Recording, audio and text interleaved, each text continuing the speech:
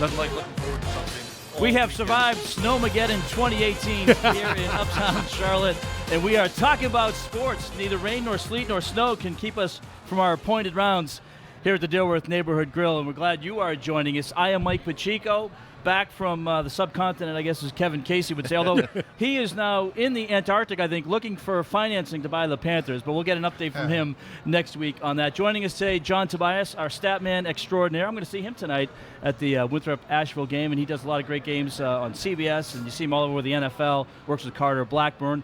Mike Freer, the biggest West Virginia Mountaineer fan this side of I-77. In size only. That's right. Our research extraordinaire. And then down at the end, we have Reggie Walker, who played football at Penn State, also was in the NFL with the Panthers, and also worked at ESPN, as did Mike Freer. And guys, we have so much ground to cover, and we should have been recording the Steelers talk that we had in our kind of pre-meeting, but Yes. we'll get into that. We really in a little shouldn't. bit. We'll get to that a little bit, but let's start first with the Carolina Panthers. I know the kind of the news this week, Thomas Davis saying that this will be his last year. What do you think about that, Reggie? Let's start with you. You know what? I think it's I like the fact that he's able to look ahead and say it ahead of time, so that he can get his well-deserved last hurrah around the league. And then the second piece of it is, anytime an athlete can do it on their own terms, know their own body, Absolutely, and pick it, not because they can't play anymore in terms of what other people think, but because they realize they're not ready and their body can't take the pounding anymore, and leave on their own terms. I've always been a fan of that. Good on Thomas Davis. He's close to my age. We're not going to get into that. But good on him, and I don't think I'd be able to play right now either. So good for him. Good for him that he's able to pick his spot. And, Mike, he's been a medical marvel. I mean, to come back from the 3 ACL injuries, not many people have had come back from those type of injuries and then had as productive a career after the injuries as he has. I mean, he's turned all those injuries around, and he's put up really a Hall of Fame resume one day for Canton. If you want to look at it, two-time Pro Bowler, Walter Payton Man of the Year, first-team All-Pro the year they went to the Super Bowl, and you're right, overcame not one, not two, but 3 ACLs to come back and be really one of the leaders of their defense along with Kuechly. It's an outstanding career and an outstanding person by all accounts, and I agree with Reggie. To be able to do that, go out in your own terms with the Panthers, it's going to be a fun 2018 for him. Let's not forget that forearm injury, too, that he had. That's right, in the Super Bowl. Also, that was amazing how he was able to come back from that. He's probably going to retire in like a tub of ice. Yeah, I'll tell you the other thing that I like about this from him, and I think people have to give him a lot of credit for this. It helps the franchise look ahead. Yeah.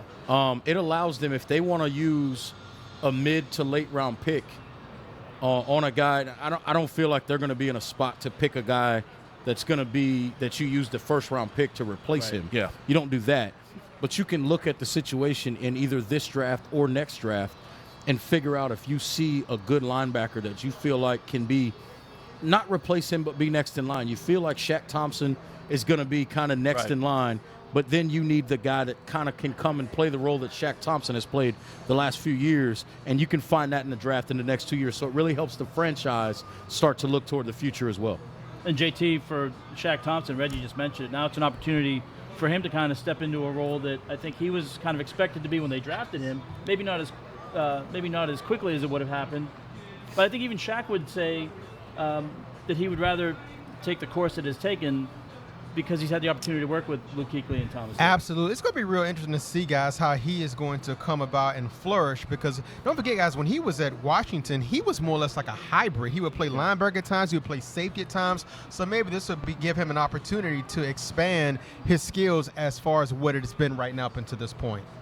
All right, now the big Pro Bowl news, of course, Luke Kuechly was the lone selectee to the Pro Bowl, but since then we've had a couple of replacements step in with Trey Turner and Graham Gano. Any surprise, Reggie, that maybe Andrew Norwell didn't get selected to be a sub at the Pro Bowl? One more time?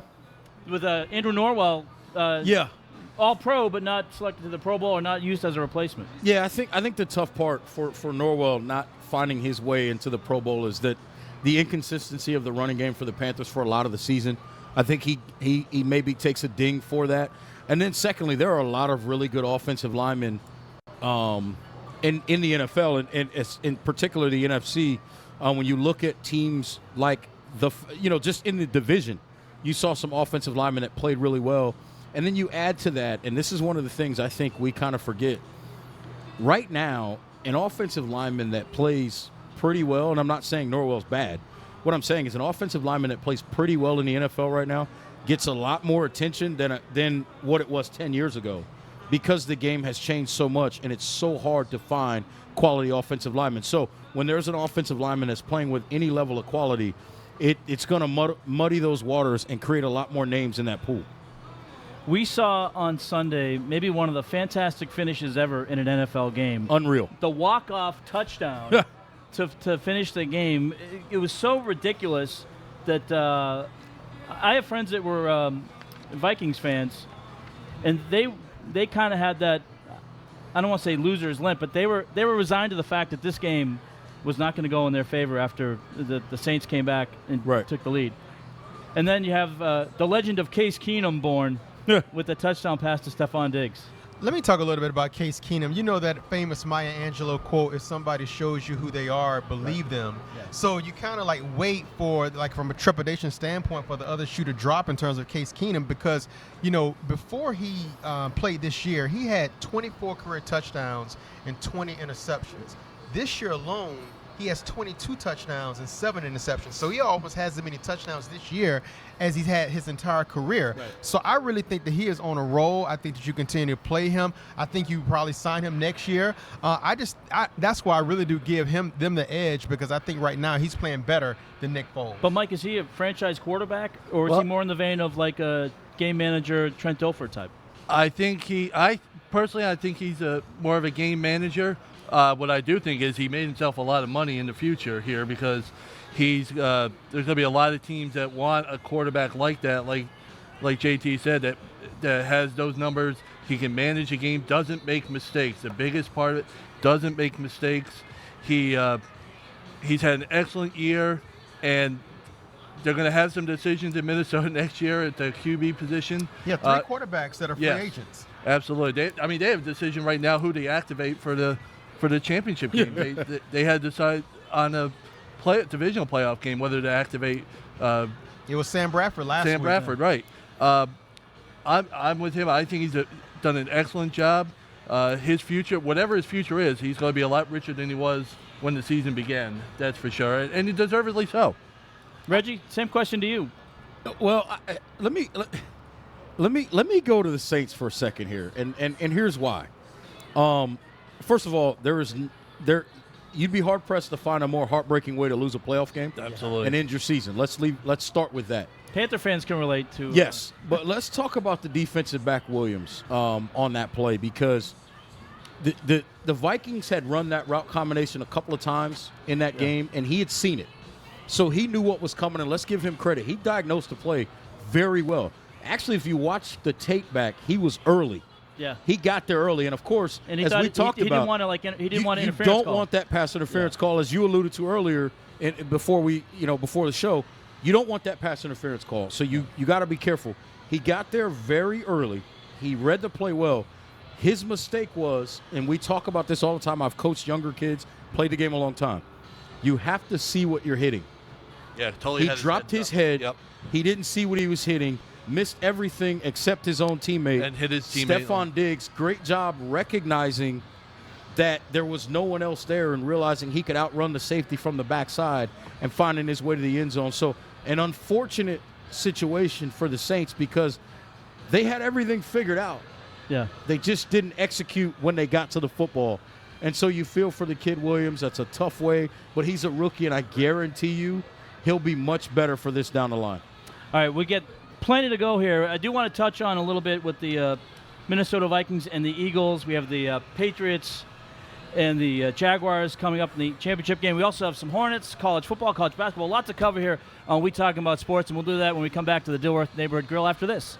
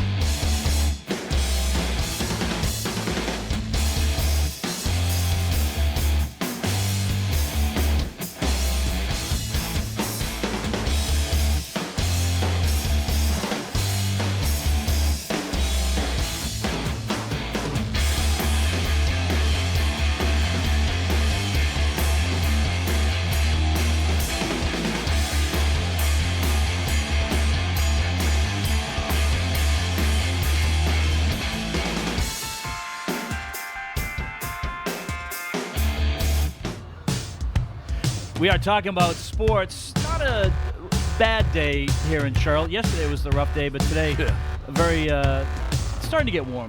40 degrees, I think, is expected to be the high here. But we're having a great time here inside the Dilworth Neighborhood Grill. Great place to come and watch the game. If you're in Charlotte, it's a great place to come for lunch during the week. Steak nachos.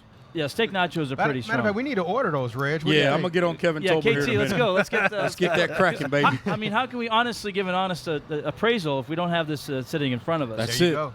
Cosign. But what we do trust have, me, it's good. but what we do have in front of us, we have the Vikings and Eagles coming up this weekend. There'll be the late game on Sunday, and then, of course, the Patriots and the Jaguars will be the early game on Sunday.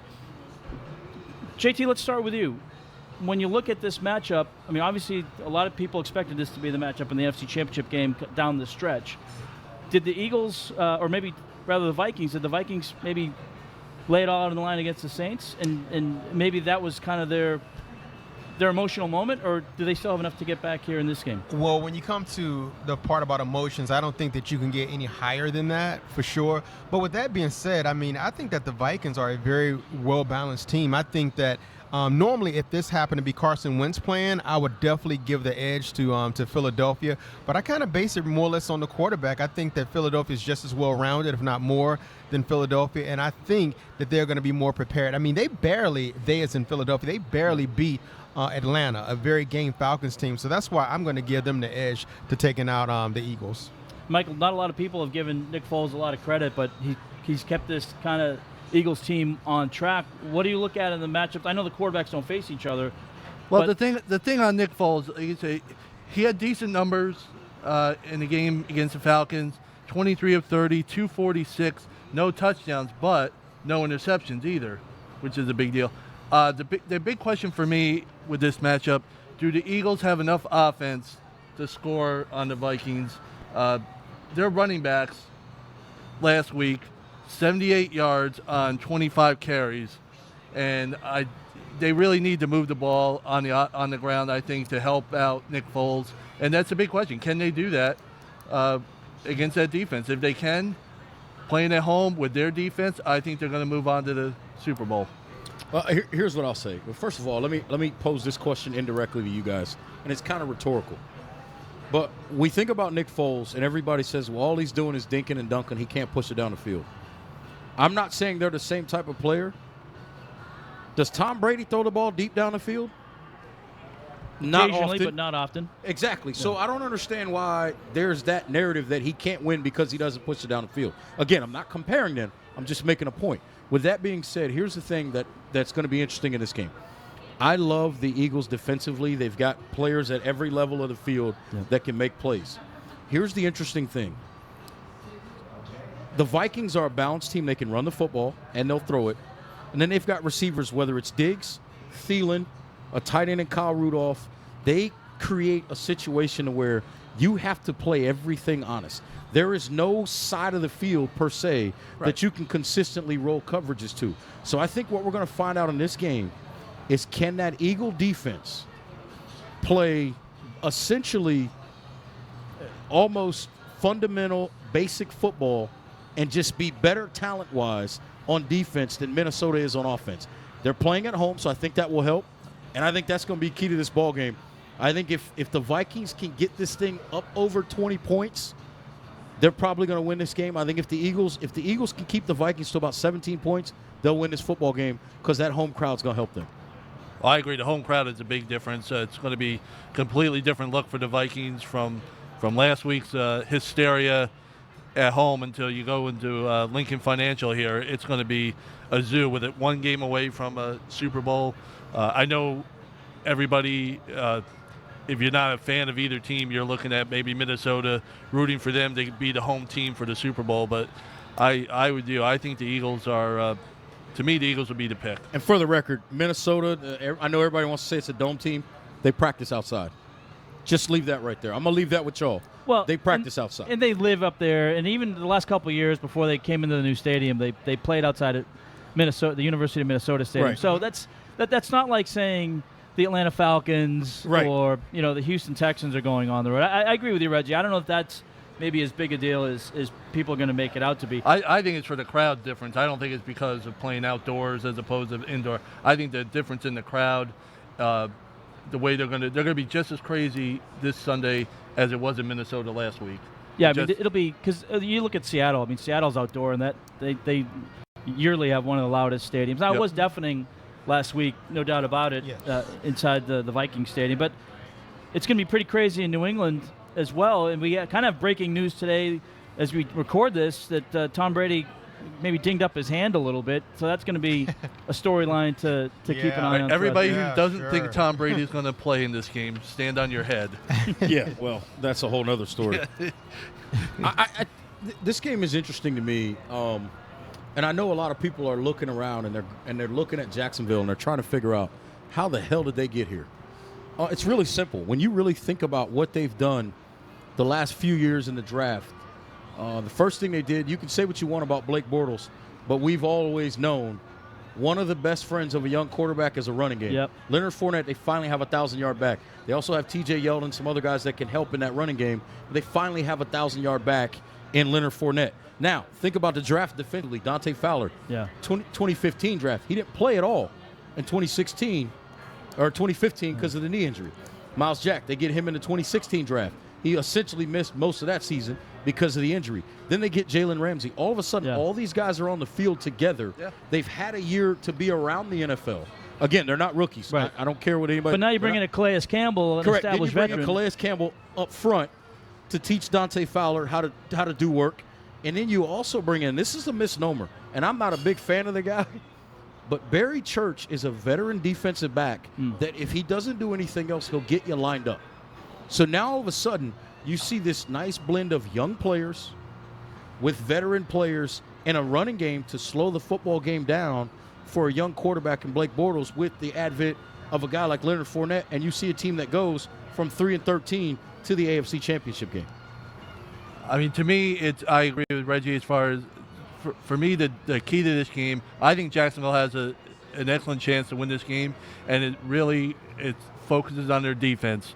If they can get enough pressure up the middle on Brady, which is always what everybody tries to do, but not everybody can because he gets rid of it so well. But if they can get up the pressure up the middle, they will really have a chance in this game. They were second in the league in sacks. They got to Ben last week. They forced turnovers, turned them into points. Their defense will be the key. If they can push around that line and get pressure on Brady, it's going to be a longer day than people think in New England. I just want to get something off my chest real quick. Full disclosure, I'm a Steeler fan, so I'm very, very salty. This might be a whole nother segment. Jacksonville's even playing New England. If you're going to score 42 points against that stout Jacksonville defense and you still cannot win, I am very, very salty about that. And before anyone says, oh, by the way, the Steelers, they don't have any defensive players. You know how many Pro Bowl players New England's defense has? Zero. Zero. So let's go ahead and get that out the way. That being said, I feel better now, Mike. Okay, good. I'm glad you got that off your chest. So that being said, I do think that Jacksonville has a very good chance, just like what you said, Mike, in terms of like if they apply pressure in terms of their front four, with Malik Jackson, Calais Campbell, Dante Fowler Jr., I definitely think they have a chance. I think that they as in New England, I think they're going to force Blake Bortles to beat them. I know you've heard that narrative before, but I think that's what it's really going to come down to. And if those guys from the outside, like Marquise Lee, can make some plays, I do think that they have a good chance of winning the game. What are we thinking about Leonard Fournette, though? I mean, he didn't, he kind of left at the end of the first half. Didn't seem to be the same runner in the second half. Well, and he's had a history of injuries in his career, his ankles. Here's what I will say about this game, and this is what's always interesting, because we talk about this in the playoffs, and I'm gonna say something here. It's gonna sound like I'm going in one direction, then I'm doing a 180.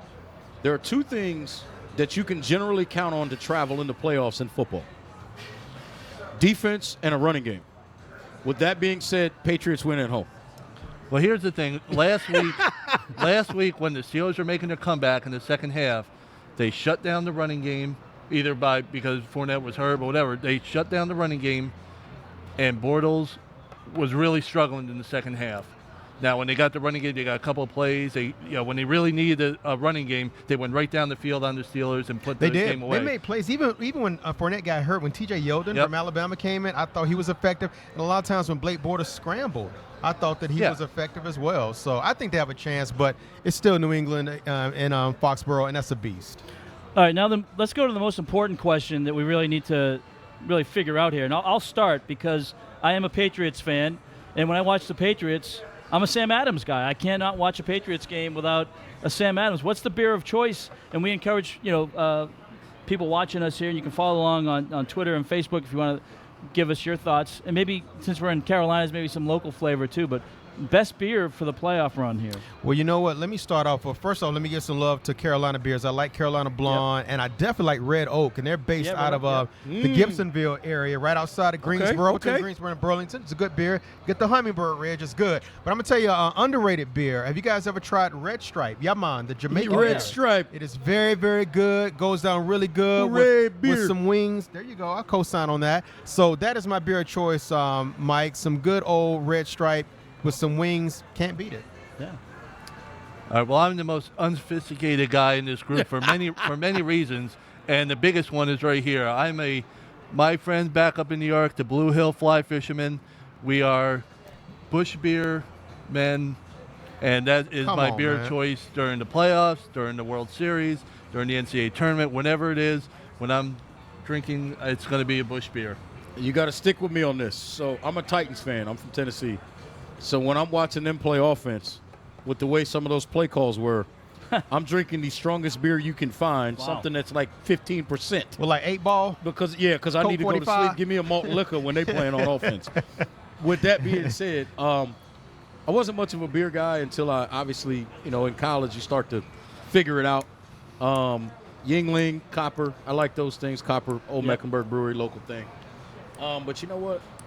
Give me a good Heineken and some wings, and I'll take it. I'm good to go. So I'm pretty simple, pretty predictable. With that being said, Reggie's order's in already. Got to have a nice cold one, though. It's got to be real cold. Real cold.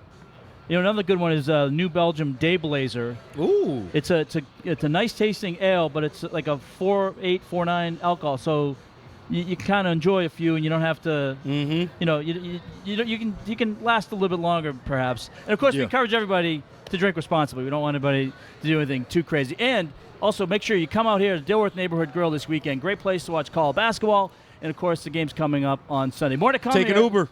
Yeah, and you can always take an Uber. That's right. All right, more to come here. We have more talking about sports after this.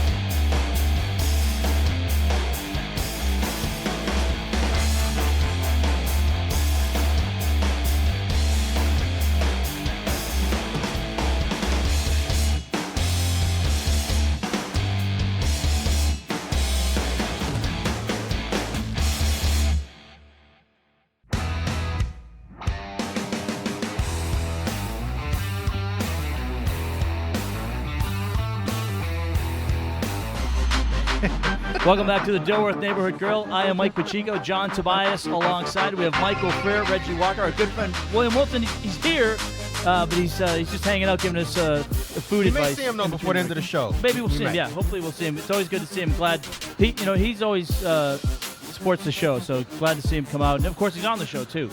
So he's our biggest fan and our biggest co-worker as well. Hey, let's go straight to some big decisions in the 2018 NFL draft.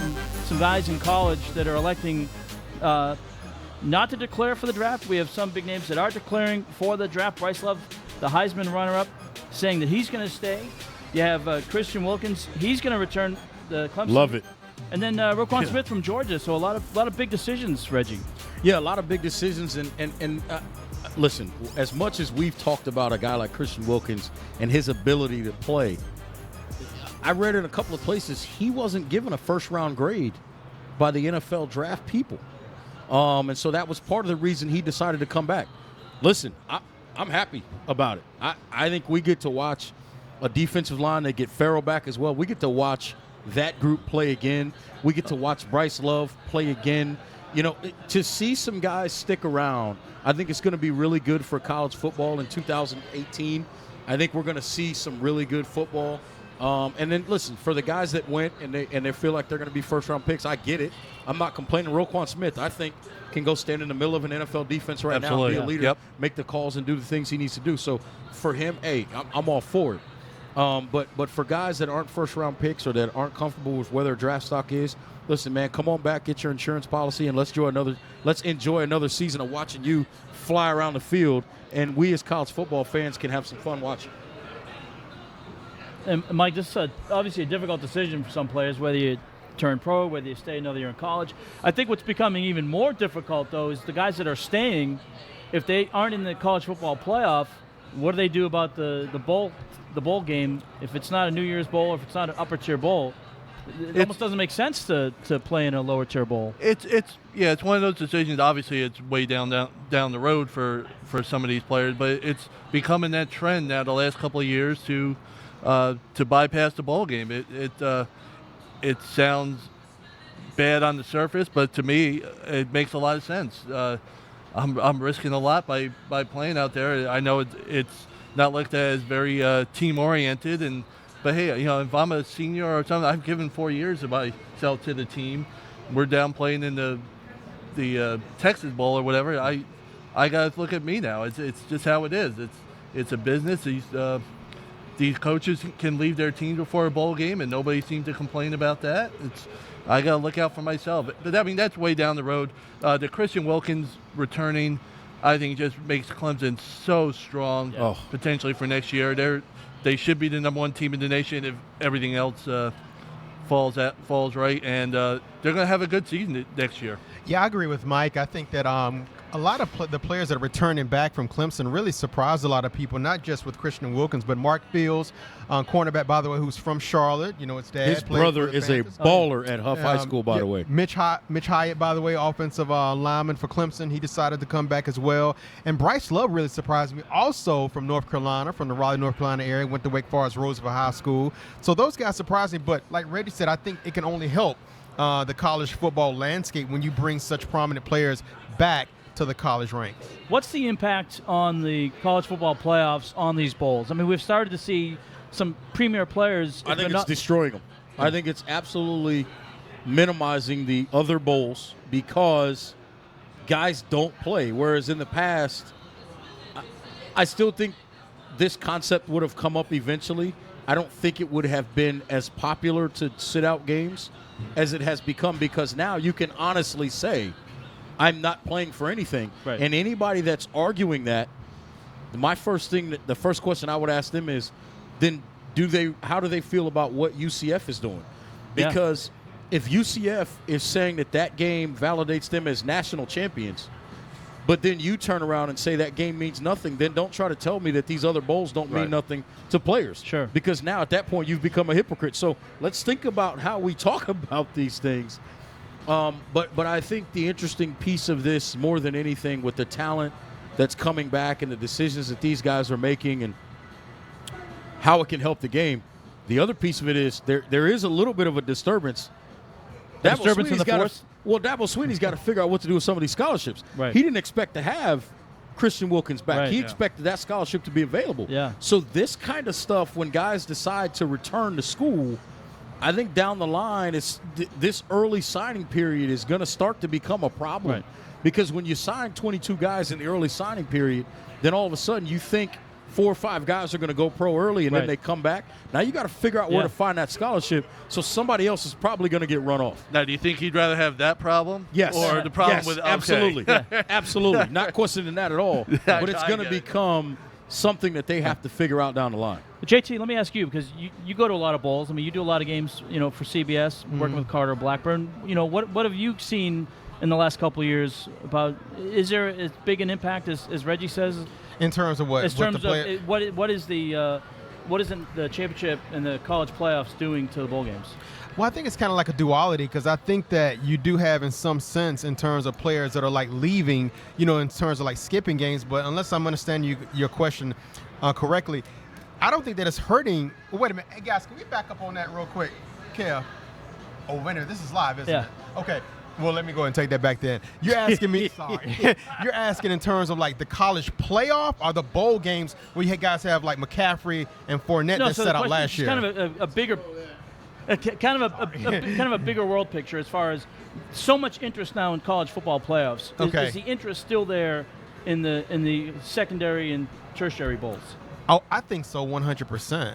First off, if you win, well, two things. Number one, if you talk about the college playoff, if you look at that game in terms of like the rating in terms of the Georgia-Alabama game, even though that was considered a Southern game, that got a higher rating than the Alabama-Clemson game last year, and Alabama-Clemson before that. And then also some of the big games that you had, like with Penn State and Washington, USC, Ohio State. I think that they did well, and I don't think that it's going to hurt at all.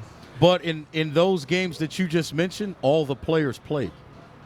This is true. All those players played. What about the Belt Bowl, like Wake Forest and A&M? That's where the conundrum. Prime example, Florida State. Derwin James doesn't play. Now, granted, that's a 6-6 football team. I get all that, but that game. Correct me if I'm wrong. They were in. Was that Mobile or Shreveport? It was in Shreveport. Shreveport. Yeah. Very It much was in the Prince drivable Bowl. from Tallahassee. Yeah. And there was plenty of good seats still available the entire game. I think Wake Forest and Texas A&M are still playing, and I think somebody just scored. Somebody did just score. It's about 150 to 149. All right, Literally. We'll take a quick time out here. We'll go back into the college basketball ranks when we return to the Dilworth Neighborhood Grill after this. We're going to go a full time out. All I got to say is it football season yet? This stuff is too good to pass up. There's so many things that have to go right in a no-hitter. A huge game changer. I would have won the Powerball like 6 times. Kevin Casey here, and this is your podcast, talking about sports, the Carolina's own sports talk show. We're talking about sports on AN. We're talking about sports at ADS. I don't know how to say that. We're talking about We're talking about sports in, oh God, I forgot. ADSN. What is it? ADSN. ADSN, okay. We're talking about sports. Talking about sports. We're talking about sports. Talking sports. Talking about sports. We're talking about sports on ADSN. Talking about sports on ADSN.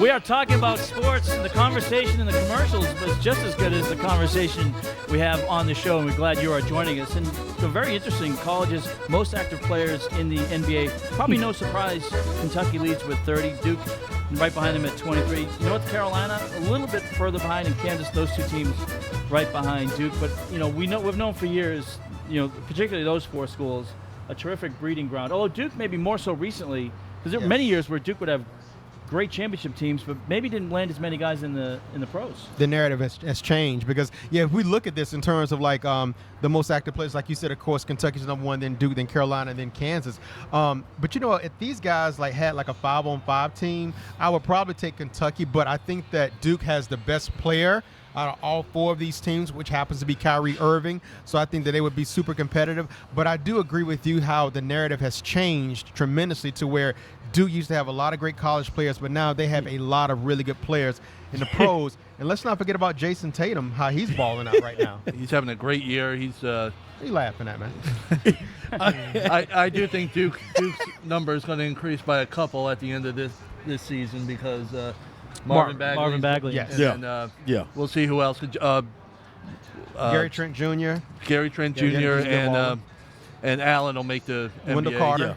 Yeah. So it's these are the premier programs. They have been for years, and it shows not only on the court, but it shows in the NBA. I laughed when you said that, JT, because and you were alluding to Kyrie Irving, 11 games at Duke, whole nother story. But I laughed because I remember the other day when I first kind of saw this stat trickle out there.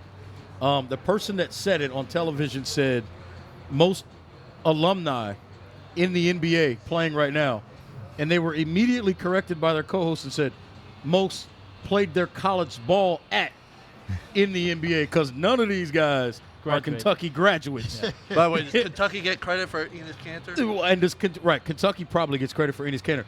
But with that being said, it tells you where college basketball is right now and what's happening, and it's really about the fastest track to the NBA. Yep. And I honestly think, and I've changed my mind over the years with this. Listen, if a kid is good enough to go to the pros, let him go out of high school. Right. My issue is, if we're going to give them that option, we have to teach them how to make educated decisions and have consequences to those. Stop giving everybody a golden parachute if it doesn't work out. Right. You need to be smart enough to make the decision, make the right decision for yourself. And I don't care what it is, but you got to live with those consequences. That's the only thing I say.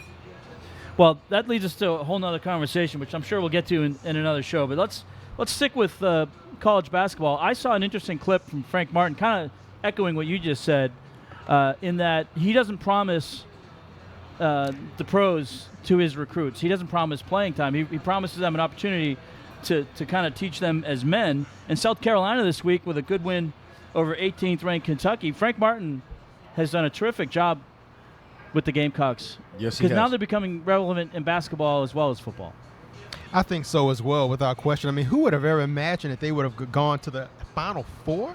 South Carolina last year. Yeah. And the thing about it is, I'm not surprised that they're having a little bit of a drop-off. Darius Thornwell was a really good college player last year. He was the best player on the team. He now plays for the Clippers. Yep. And I think that was a big win, Mike and Reg and Mike, that they were it's like Mike and Mike. Mike squared and Reg. There you go. Yeah. I think it was a really big win for the program in terms of beating Kentucky. But now it's to the point where it's not totally unexpected, because by them going to the Final Four last year, them beating Kentucky and Columbia, that's kind of like what you expect. You shouldn't be overly surprised by that. No, and the thing with South Carolina now in the program is now what can you do with it?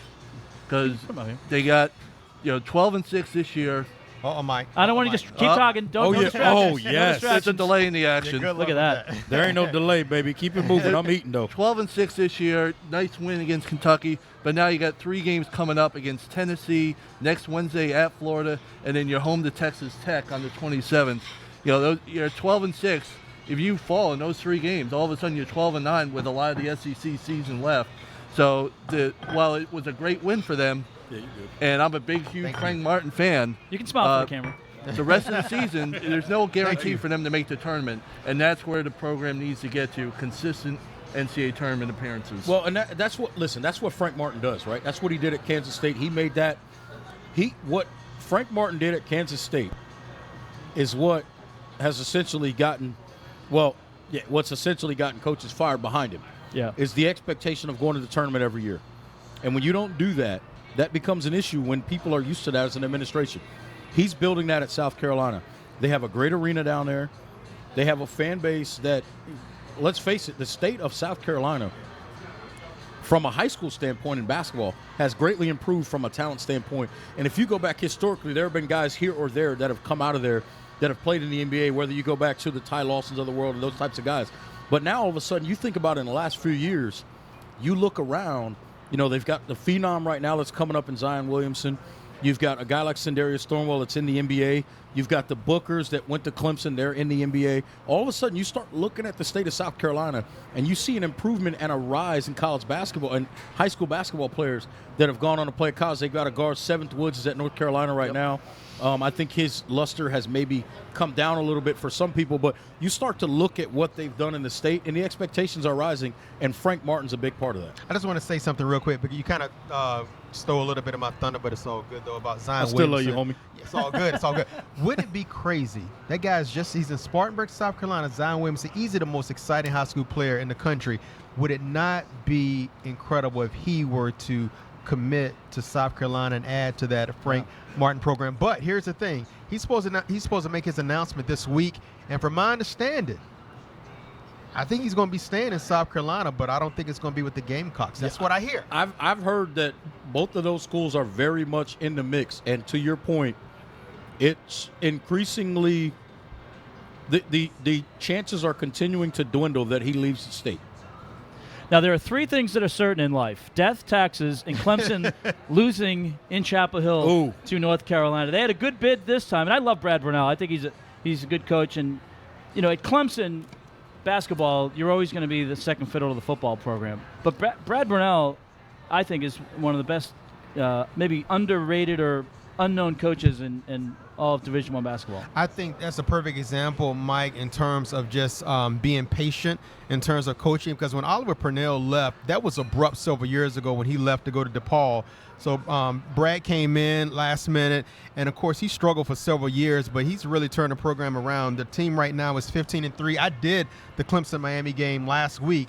That was a very big win for them. And them losing to Carolina is not that big of a deal. But I tell you, right now, they're ranked third in the ACC, 4-2, 15-3 overall. I think they're on a roll right now. The one thing to consider when it comes to tournament time, 15-3 overall. The win over Ohio State earlier in the year is looking better and better. Because Ohio State's having a really good season. That'll come in very handy, not only for making the tournament, which, unless there's an epic collapse, they should make. But where they're seeded in the tournament. And that win over Ohio State's looking better and better. The toughest part of their schedule is ongoing right now. After the North Carolina game the other night, they still have to play Notre Dame at home Saturday. They're at number 2 Virginia on Tuesday. Then they go to Georgia Tech. Then they get UNC at home again. So, I mean, they're having a great season, but the toughest part of their schedule is still to come. Yeah, they've got a stretch coming up, but I think they're more prepared for it than they have been historically in terms of their talent and their ability. What they do better that they haven't done historically is make you play the way they want to play. Mm-hmm. And I think Brownell's doing an excellent job. And listen, it's about building. Because at a place like Clemson, when you're the, quote, second sport at a school, chances are you got to build. And that's what happens. And I think Brownell's doing a great job of building. Speaking of builders, anytime, Mike, I'm going to take your thunder a little bit, but anytime a coach gets fired, that means you got to build something. And Kevin Keats is doing the best job he can at trying to build something back up at NC State. Well, they're 2-3 in their last 5 games, and playing a tough team and coming off a tough loss to a team in Virginia that is one of the best defensive teams in the country. JT, that looks really good. When you look at what Kevin Keats is doing, I mean, obviously he did a nice job at Wilmington. Maybe a little bit of a similar situation that Brad Brownell has in Clemson, with the exception of Brad Brownell doesn't have the expectations laid on him that Kevin Keats and any NC State basketball coach has. Let me tell you, I give Kevin Keats a ton of props for. Because I think right now he is doing a good job, a really good job, and I think he's exceeding expectations. Just like when Reg says, like, whenever a coach gets fired, especially like in mid-season, it really causes a program to be like in disarray. But think about it. They beat Clemson 78-77 last week. They beat Duke right before that by 11 as well. Their best player, Dennis Smith Jr., is in the NBA. The best player of the year before that, Cat Barber, he's gone. So the thing about it is, by him having players that are really playing their butt off for him, and I think they're going to play Wake Forest tonight, and I think they're going to win that game. I think that they definitely have a chance of making the March Madness field of 64. Well, not 68 now. That'd be a great first season for him. It would be. Like you say, considering everything that went down last season, to be able to potentially make the NCAA tournament in your first season, that's a huge thing for not only the team itself, but for the program going forward. It's a good first stepping building block. I've been impressed. When I watch him, I've been more impressed than I assumed I would be, I guess. Yeah. You assumed you'd see a team that struggled the first year, learning everything. And they had their moments. They've had their down, but the game against Duke was outstanding. They really played with the confidence. They played with aggression, and they deserved to win. So they have a chance. I agree. They have a chance to make the tournament. One of the hottest teams in the country has to be Purdue. They're 18-2. They've, I think, won 14 straight. Yep. Coming off a win against Wisconsin. Who's going to stop Purdue? Are they unstoppable? What's the kind of the state of Boilermaker basketball? Big men. Yeah. The return of the big man. Last year, obviously, Caleb Swanigan there. Yep. Player In of the the year. NBA. I think he won a couple of Player of the Year of the Player of the Year awards. There's like 15 of them. Now in the NBA. Now they got Actually, the big in the G kid League, from I guess. the big kid's from he's from overseas. I can't think of his last name. Hammer, something like. I can't think of his name. Anyway, 7'3", good ball player. They play inside and out with him, and then and so what Painter does, they're always going to play really, really suffocating defense and force you to hit tough twos. They're going to run you off the three-point line. They're not going to give you layups. They're going to force you to hit tough twos. That's what Purdue does. And I think if that formula stays the same and they keep playing through the big guy playing inside-out basketball, they got a chance to go deep in the tournament. This is probably it looks like it's his best team that he's had since he's been at Purdue. So it's probably his best chance at Final Four to date. Yeah, Boilermaker fans may run me out of here, but I think that we may need to pump, and people in Fort Wayne, I think they may need to pump the brakes a little bit on Purdue. I mean, I think they're a solid team, but I think that if they were to go against a Villanova who's ranked number 1, UVA number 2, or even Duke, or even Wichita State, even though Wichita State lost last night, 27 home game winning streak snap, I think that they would beat Purdue for sure. Now, of course, we're not going to find out until a couple of months, but let's just hold off on Purdue. I think they're doing really well, but we haven't been checking for them since the Gene Katie days. We have Indiana-like weather here because we're in the 30s, but we have some delicious, and it's going to be torn into in this break. It's probably not going to be much left from Dilworth Neighborhood Grill here. We got the pretzels, we got the quesadillas, the steak nachos, and we got you joining us too. Stay with us. We'll be back after this. That is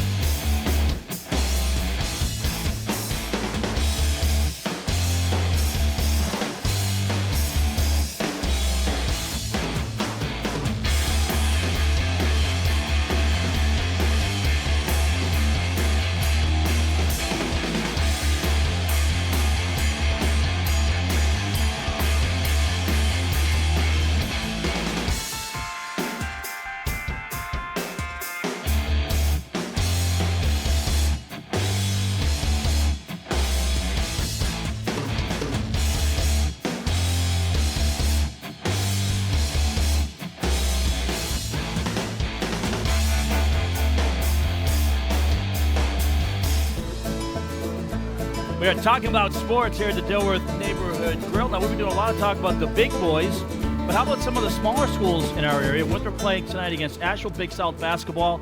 In Queens, the number 4 team in Division II, Bart Lundy, who actually coached in the Big South at High Point, doing a great job at Queens, which has kind of been a traditional Division II powerhouse over the years. They're playing Lenore Rhine tonight on Jersey night, and they're a great story, Reg.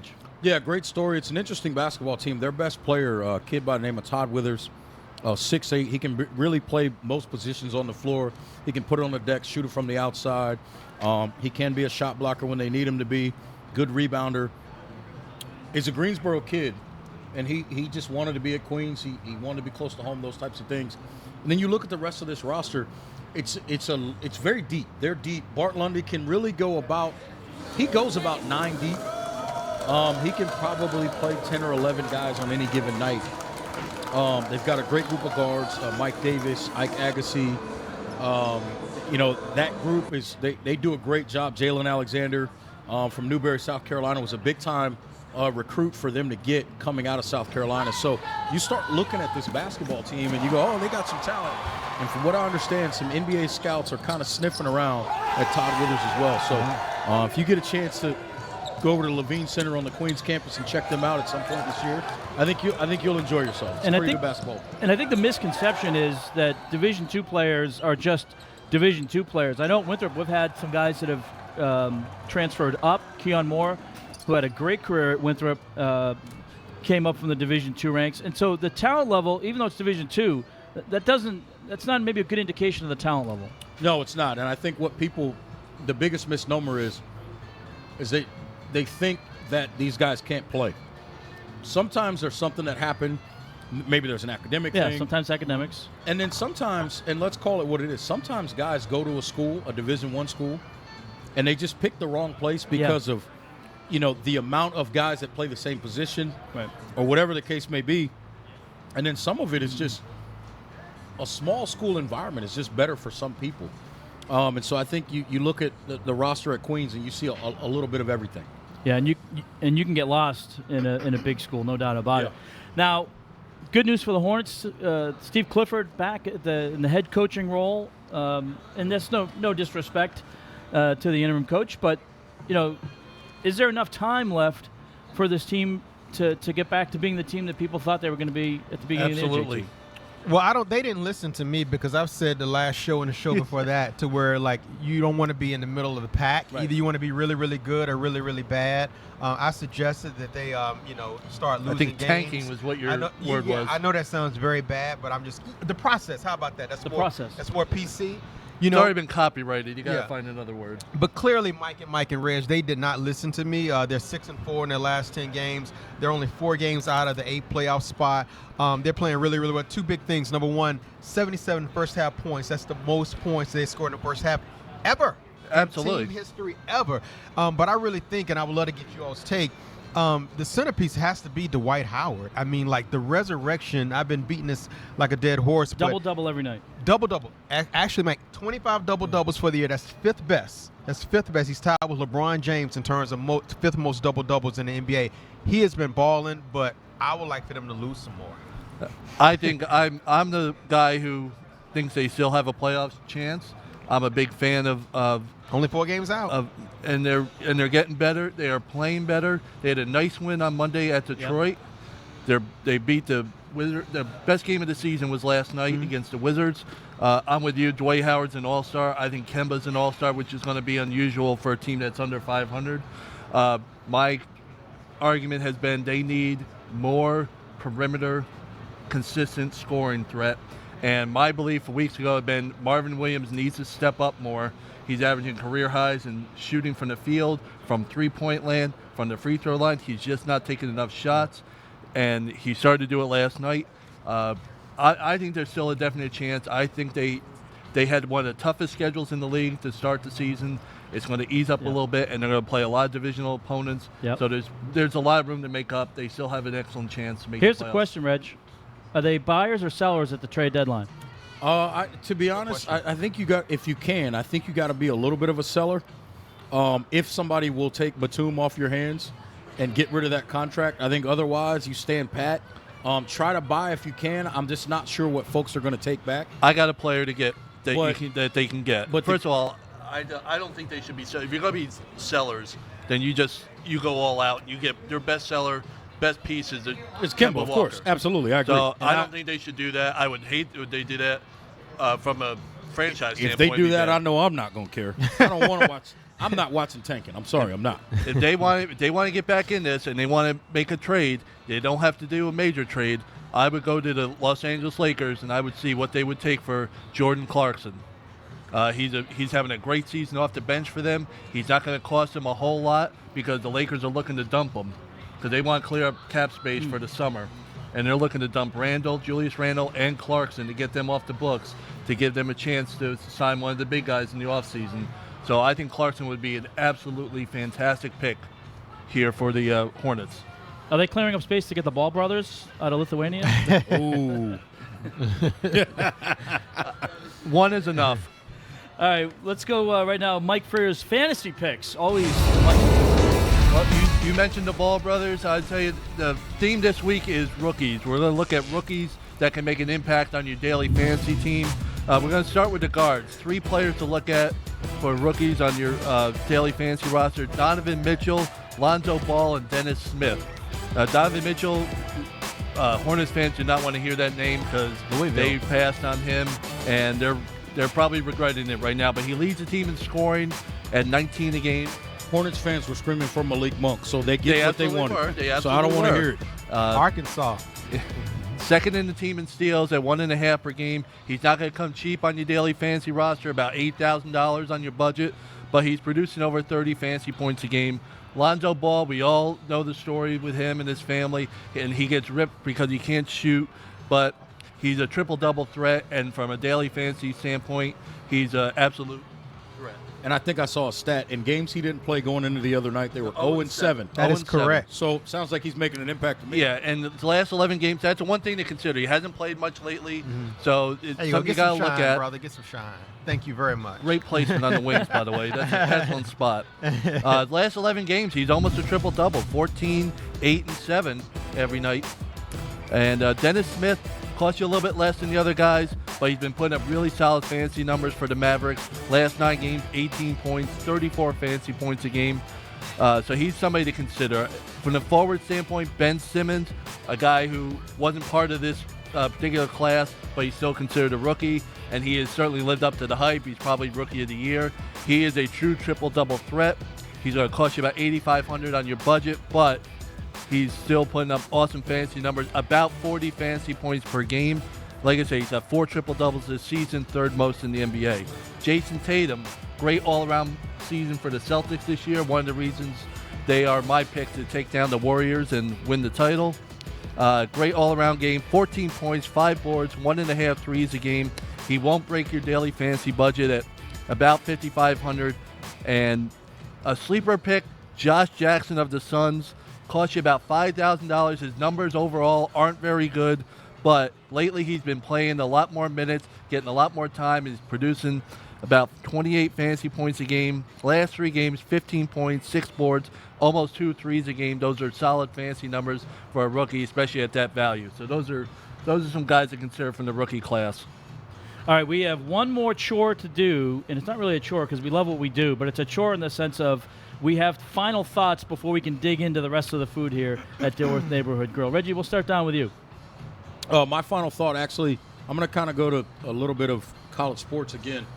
And we talked about this a little bit before the show. A tweet was out there, and some NCAA people have tweeted as well.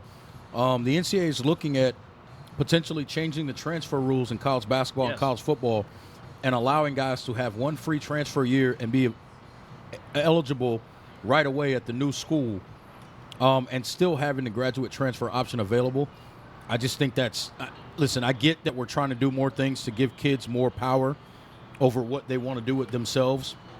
I just think this is dangerous for roster stability, and then it'll really mess up some recruiting calendars and those types of things. And it just opens the Pandora's box for some shady, weird stuff to happen consistently, to where, we think the instability of not knowing who players are at our schools that we enjoy watching are now. It would get even worse if this rule goes into play. Far down the line, but it's something that I just think might be a little bit dangerous. My final thought, I'll return back to what we talked at the beginning of the segment on the Hornets. There's been a lot of talk, as we mentioned, about potentially if the season goes south, that would Kemba Walker be somebody they would look at trading.